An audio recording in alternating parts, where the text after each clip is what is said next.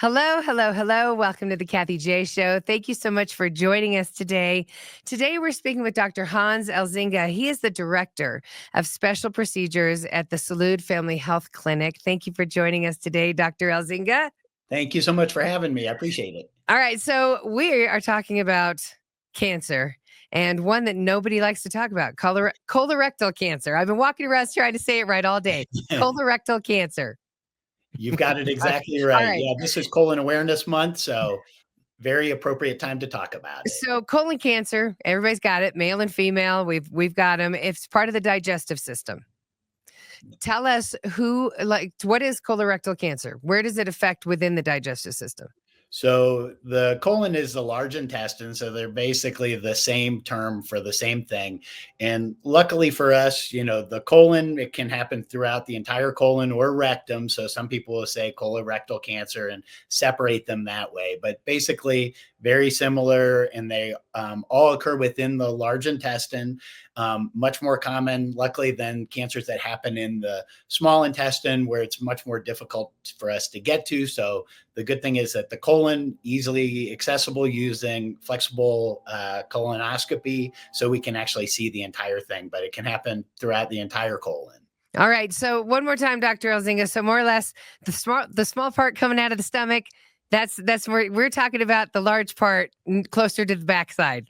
Exactly. All So it's the right. last 4 to 5 feet. It starts basically where our appendix is, where the small intestine enters in, and then it goes, all the way to the rectum. So it's about 4 to 5 feet in length for most people. It always blows my mind that we have that much of the intent. I mean, 4 to 5 feet. That's crazy. That's And there's many more feet in the small intestine. So it's a complicated area, and there's a lot of plumbing there for sure. there is, and just like a house, the plumbing of our bodies, everything we're putting in affects how our colons are reacting. Correct? I mean, it's our diet, it's smoking, it's everything. Let's talk about that. Yeah, so we know that there are risk factors for colon cancer. And a lot of them are related to lifestyle. So, major risk factors for colon cancer include obesity, include diabetes, include eating a diet that's high in red meats or processed meats, and it includes smoking and significant alcohol intake as well. So, it's even estimated that if we decrease those lifestyle factors, we could prevent over half of the cases of colon cancer. So just improving being at a healthy weight, eating a healthy diet, avoiding smoking and excessive alcohol, half of colon cancers could be avoided or prevented. And So that's incredible number. it's incredible, and it's got to be difficult for you and doctors in general, just because you see what your patients are fighting. We are fighting a horrible American diet system. We're fighting processed foods. We're fighting, no one ever puts the vegetables in front of us. We're fighting a society of the wrong cultural diet, but it's leading to our cancer. So when people come in, I mean, you really kind of have to give them a hard talk, right? Like, look, change your diet. That could help. Yeah, those things are extremely important because they make a huge difference in colon cancer risk. And one of the things that we're seeing, and we'll talk about, I assume throughout this, is Yes. there's a big shift in who's getting colon cancer, where Yeah. we're seeing a lot of cases in younger people. We don't know for sure, but there are a lot of indications that a lot of that, is lifestyle, is diet, are these things where we're getting a lot more processed foods, a lot less whole foods, and Hmm. those are increasing that risk for younger people. One of the statistics that I just find hard to believe, but if you were born in 1990, your risk of getting colon cancer is 4 times higher than if you were born in 1950. I mean, isn't that just incredible? So it's got to be the food, but it's also got to be climate. Then it's Or got it to could be be so everything, many things. Is it microplastics or right? other things that we're being exposed to? Yep. All of it, because it's going into our body and our body's trying to digest it, and the Mhm. cancer is coming up in the large intestine. So the statistics, you were just bringing those up. It is colorectal cancer is the second most common cause of cancer death in men and women combined. Mhm. 1 in 5 colorectal cancer diagnoses are in people younger than 54. So Mhm. prior to the 90s, people younger than 50 weren't really having to deal with this cancer. It was much, much more uncommon. We Uh-huh. really rarely were we doing colonoscopies on very young people. Yeah. We now, and it's still really a disease much more common in older folks. So really the folks who are most likely to get it are over 65. But this trend, so in people over 65, it's going down by about 1% per year. And the overall rate is doing that.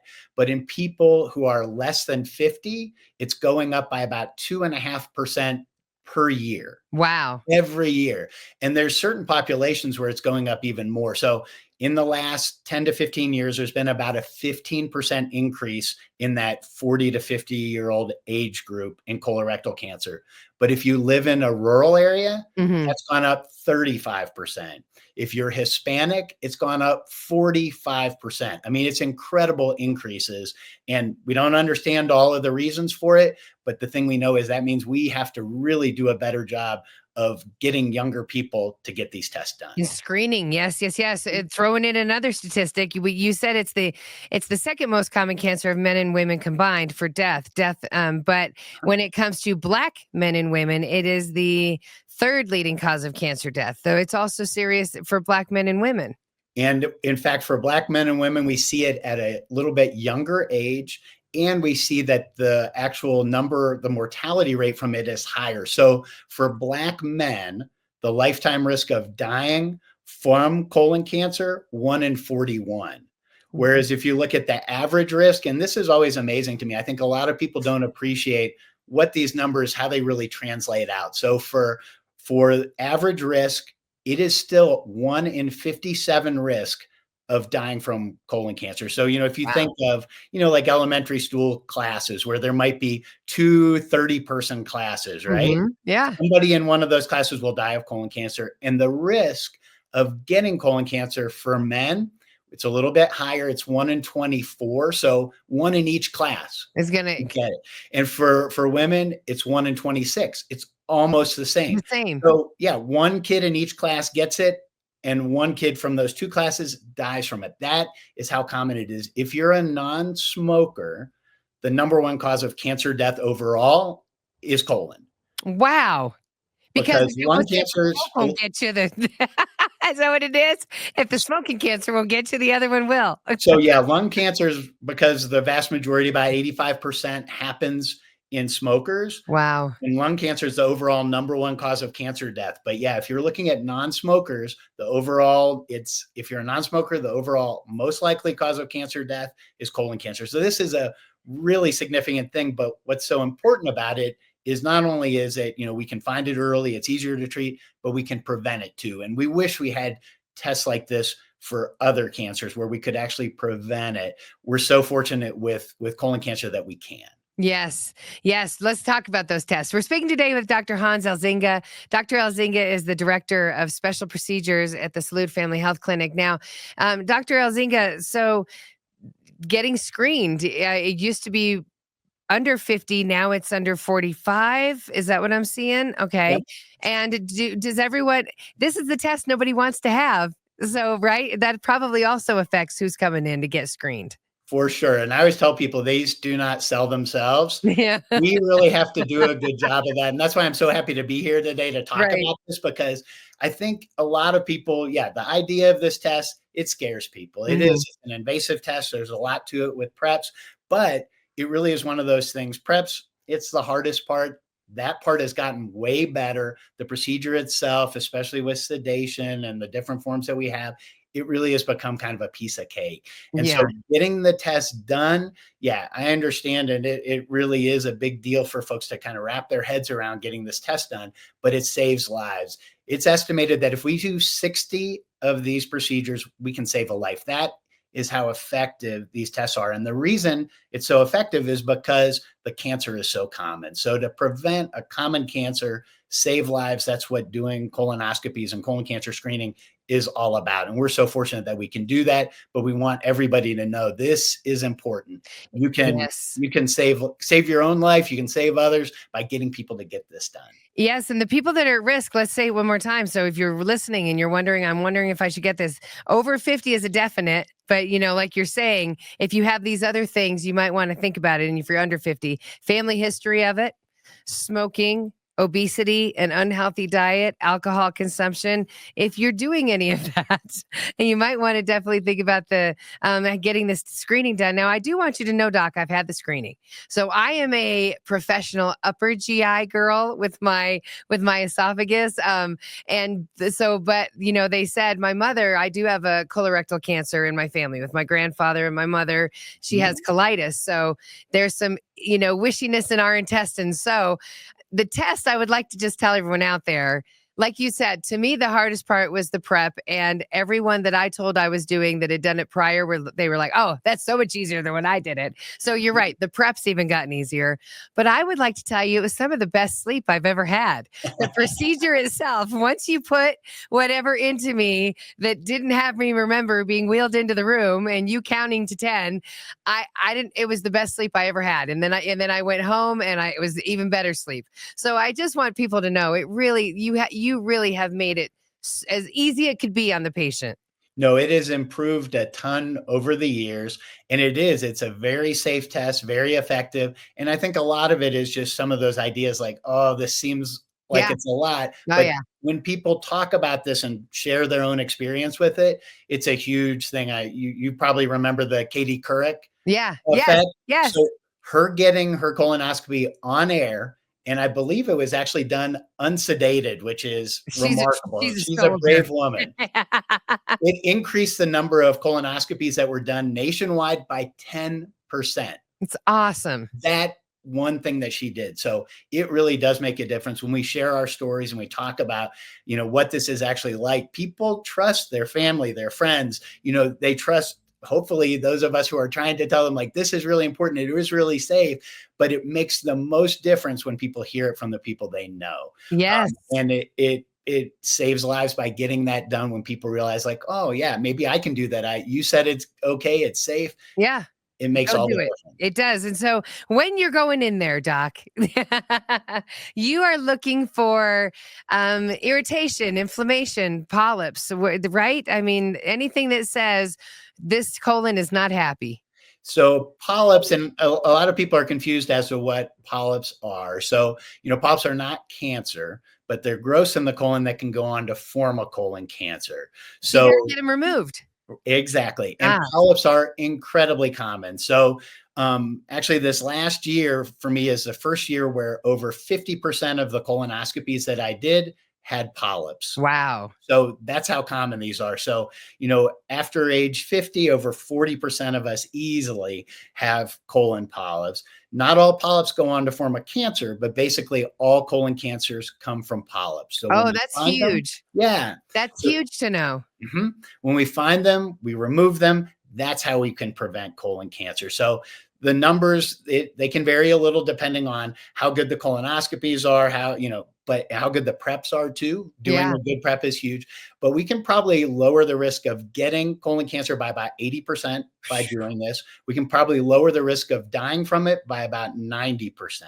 So we're making huge differences with colonoscopies, but we're also making those kind of things too with the stool testing as well, which is super helpful. It doesn't prevent the same way, but it's much more convenient and easier to do. And I think for folks where they're sort of on the fence, they're not ready to get a colonoscopy done. That can be a great way to kind of get started with colon cancer screening because it saves lives too, for Yes, sure. it does. And that's the non-invasive stool test Mhm. that you can sample. So let's talk about who would want to see you. I do see right here is let's talk about the stools. If there's a change in your stool, if there's blood, if you're uncomfortable, if you've gone and feel like they're still in there, all of that we need to come see you. Yeah, so the new recommendations move it down to age 45 for average risk, asymptomatic, meaning you don't have any of those symptoms. We still want to screen everybody at that age. Anybody Okay, above 45, men, women, get in all there. ethnics, everybody would Okay. want to get screened. But if you have symptoms, so yeah, if you have blood in the stool, if you have a change in bowel habit with new diarrhea, constipation, a thinner, narrower stool, if you're having lower abdominal pain, if you're having unexplained weight loss, all of those things are reasons why we would want to get this test done potentially even much earlier. So, there are now, and they're still rare, which is great, but we have these young people who we diagnose with cancer well before that 45-year-old start to screening. So one of the points that I really want to stress is if you have those kind of symptoms, even if you're in your 20s or 30s, you should still get checked out. We're not doing screening at those younger ages, but we're finding things. I had gotten a thing in my news feed with Bailey Hutchins, the TikTok star. Hmm. She was only 24 years old. She died last month from colon cancer. She was a nurse, was diagnosed about 2 years ago with stage 4 colon cancer. You know, that is one of those things where she knew as a nurse, but she was not, she's like, how could that Yeah, be? I'm that's this not young. me. Yes. Yeah, it can't be something like that. And then it turned out it was. So those things are still luckily very rare, but we don't want people to ignore those symptoms and think, well, I'm too young for colon cancer. Unfortunately, we're not finding a too young of an age for colon cancer.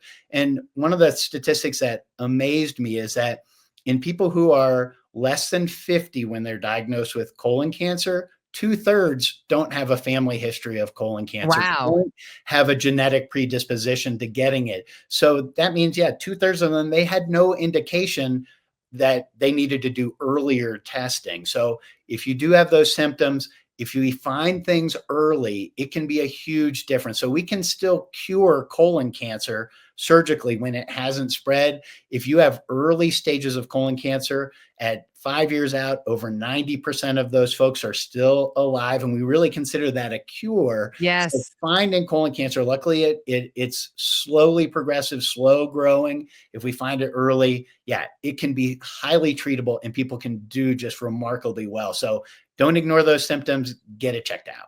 Absolutely. We're speaking today with Dr. Elzinga. I blame the Takis. I blame the flaming hot Cheetos. I blame everything that's so hot on the market right now. That's what's destroying us from the inside out. I want you to know.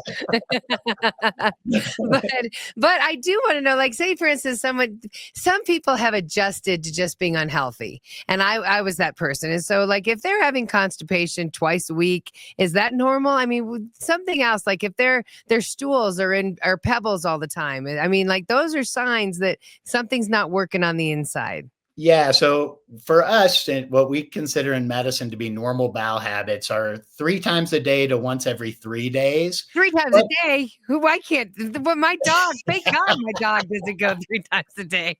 we have a wide definition of normal for this Oh, yeah, because I guess people vary so. a lot. Yeah, We're all a little that's different. what men say, 3 times a day. So when people are having to strain at stool, and particularly those things like, yeah, decreased caliber stool, where it's much narrower, and these are new symptoms, so they're having a change. They're seeing blood. They're seeing blood in the stool. Yeah, those things are those warning signs, alarm symptoms, where we really want to check that out and check it out Yes. quickly, not hope it gets better. And it's a really understandable reaction. Nobody wants to be sick, nobody wants to have something bad, but this is one of those ones where ignoring those symptoms can really make it much worse. If we deal with those things early, it can make a huge difference. And like I said, we can cure, and it's one of the remarkable advancements in medicine. There's a type of metastatic colon cancer which is called oligometastatic, which just means a small number. So they can have already it spread to the liver. We can still cure that. There are ways Wow. that we can cure metastatic colon cancer now with some of the advancements in colon cancer treatment. That's incredible. So yeah, there are changes there. It is worth everybody's while to not only follow the screening recommendations, but yeah, pay attention to those warning signs. Get checked out. It can save your life. Yes, thank you so much, Dr. Elzinga. We're just trying to get the word out. This is Colon Cancer Awareness Month, and like you heard Dr. Elzinga say, like if all you gotta do is go get tested, and if they find polyps, they remove them, and that right there is stopping any kind of cancer that could start forming. Also, if you find cancer, you got a 90% like survival rate. I'm seeing a win-win. We just need to get more people screened. That's exactly right. And that getting that word out to younger people, I think 50 was a lot easier to remember than Yes, 45. right. And we had it for so long, I think it makes it hard for us to make that transition. But yeah, that was in 2021 that changed. We've only screened now about 20% Ooh. of that age group from 45 to 50. And that's 20 million people in the United States. So we have a long way to You go to do. get folks I was screened. just reading in the prep that you sent me. You guys are hoping to have that screening at 80%. You're Yeah, at 20, you're at 20%. that's We 20. got to get the word out. We Yeah, got and that will everybody. save Yes, go ahead. it That will will save save. tens of thousands of lives. I mean, it is so colon cancer, about 150,000 people in the United States this year will be diagnosed with colon cancer. Over 50,000 will die from it. But like we talked about, with lifestyle changes, we could get rid of half of those. If we do these preventative things, we can lower those numbers just by huge amounts where we save tens of thousands of lives a year. It's so worth doing. It's so worth doing. It's so worth it. Thank you so much, Dr. Elzinga. Again, if you're age 45 or older, please talk to your doctor about getting a colorectal cancer screening. You can visit cancer.org/get screened to learn more and find a location near you, and learn more about colon cancer at cancer.org/colon. Dr. Elzinga, thank you so much for everything you're doing. I can't let you go without asking one last question. Why is this important to you? Um, for that very reason that we talked about, that this is so helpful to folks to be able to prevent cancer. We're so fortunate to be able to do that. It's something that gives me an incredible amount of satisfaction in my job. One of the things that I do is I take care of low income, uninsured patients who otherwise wouldn't have access to these procedures. That is my passion, to make sure that they have an equal opportunity to benefit from the things that we have to actually save lives, Yes. prevent cancer. We should all have access to those kind of life-saving procedures.